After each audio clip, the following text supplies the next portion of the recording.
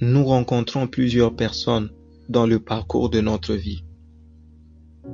Nous rencontrons les amis des saisons, les amis de la vie. Nous faisons connaissance de collègues et de connaissances avec qui nous entretenons de relations. Mais il y a une chose que vous devez savoir. Le malin est très rusé. Il ne peut accéder à votre vie par force, il le sait. Mais il peut le faire par la séduction et la tromperie. Ainsi, il peut envoyer dans votre vie une personne par laquelle il peut vous atteindre et vous détruire.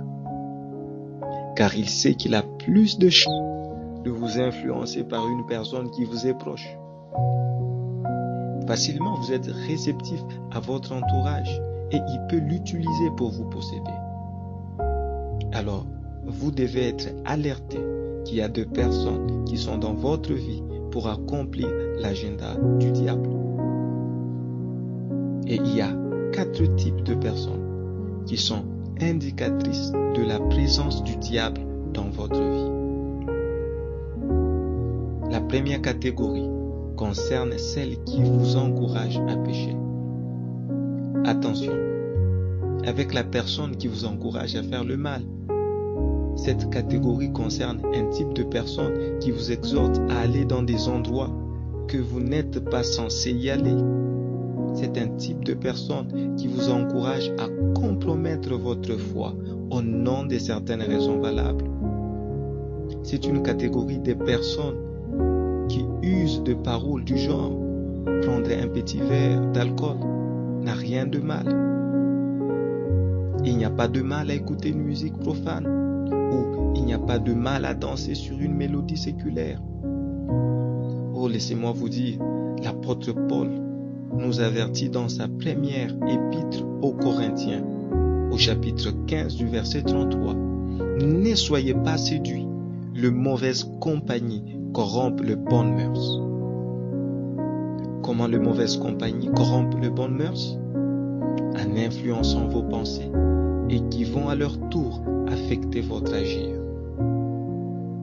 Fouillez la personne qui vous encourage à faire le mal. La deuxième catégorie est celle de personnes qui cherchent à vous manipuler et à vous contrôler.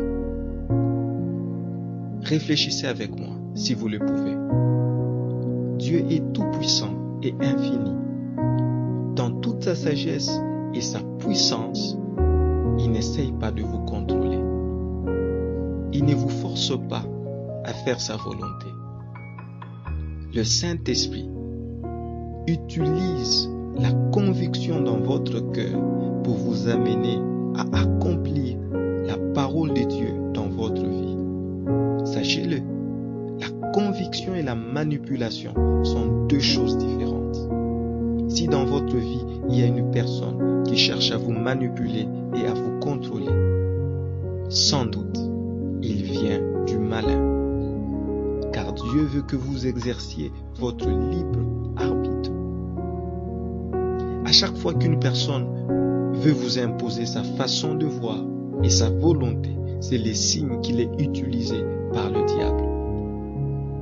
Et dans la Bible, les personnes qui ont un esprit de contrôle et de manipulation sont décrits comme possédés par le malin. À l'exemple de Jézabel, de Nabucodonosor. Si vous constatez dans votre cercle une personne avec une attitude et un caractère manipulateur, je vous encourage à vous en séparer. Une jeune sœur qui vivait dans une relation avec son copain relate ceci.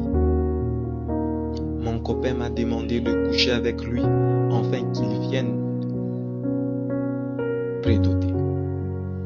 Ceci est un exemple concret de personnes manipulatrices qui vont utiliser telle ou telle autre raison pour vous amener à faire quelque chose à l'encontre de la parole de Dieu. Les personnes manipulatrices aiment souvent faire sentir aux autres la culpabilité pour mieux les contrôler. La troisième catégorie est celle que j'appelle le permissif. Ces personnes vont au-delà de vous encourager à pécher. Oh oui, ils vont vous permettre de pécher. Ils vont vous faciliter l'action de pécher. Cette catégorie est très dangereuse car elle vous procure le moyen pour que vous puissiez pécher. Exemple, vous voulez corrompre, mais vous manquez de moyens. Le permissif, lui fait quoi? Il va vous encourager à corrompre et va même vous prêter l'argent pour que vous puissiez le faire. Cette catégorie pourvoit aux ressources afin que vous puissiez pécher. Dans Marc 9, 42, il est écrit: « Et quiconque sera une occasion de chute pour un de petits qui croit en moi, mieux vaudrait pour lui qu'on lui mît au cou une pierre de meule et qu'il fût jeté dans la mer. » Les permissifs sont des personnes qui sont cause et occasion de chute dans votre sanctification. Ce sont des personnes qui vous inspirent le péché et non la sainteté. Et terminons avec la dernière catégorie que tu dois fuir comme la peste ou la Covid. Ce sont les décourageurs. C'est une catégorie de personnes qui va essayer de vous faire douter de votre foi. Ils vont vous donner les raisons valables pour ne pas aller à l'église. Ils vont essayer de vous montrer les erreurs et failles de votre assemblée pour vous décourager à la communion fraternelle. Ce sont des personnes nocives et négatives. Laissez-moi vous dire, il y a 8 milliards d'individus sur la terre.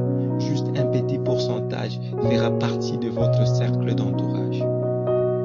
Et encore, un faible pourcentage de ces personnes vous seront loyales dans votre vie sans jugement. Les gens ne sont pas ce qu'ils pensent être. Les gens mentent, critiquent, et la mauvaise compagnie corrompt les bonnes mœurs. Nous sommes appelés à nous aimer les uns les autres, mais je crois qu'il y a une catégorie de personnes que nous sommes appelés à aimer de loin pour protéger notre relation avec le Seigneur. Car il y a des gens qui vous amèneront loin de la volonté de Dieu si vous ne faites pas attention, puisqu'ils sont envoyés par le diable, spécialement pour vous démoraliser et vous décourager dans votre marche de foi. Quand une relation devient une malédiction qu'une bénédiction, éloignez-vous. Il ne s'agit pas de prier, mais de prendre vos distances en tout amour et respect. Quand une personne vous décourage, que vous encourage à la vie de piété, éloignez-vous. Quand une personne ne fait que parler des autres en mal, éloignez-vous. Car en restant proche et intime à ces personnes-là, vous ouvrez de portes à l'anxiété, au stress, au ressentiment et à la haine. Je ne dis pas d'haïr qui que ce soit, mais il y a une catégorie de personnes que nous devons aimer de loin. Ceux qui n'édifient pas votre foi. Éloignez-vous d'eux tout en les aimant. La Bible dit, celui qui fréquente les sages deviendra sage, mais le compagnon de fou se perdra. Votre relation détermine votre bénédiction.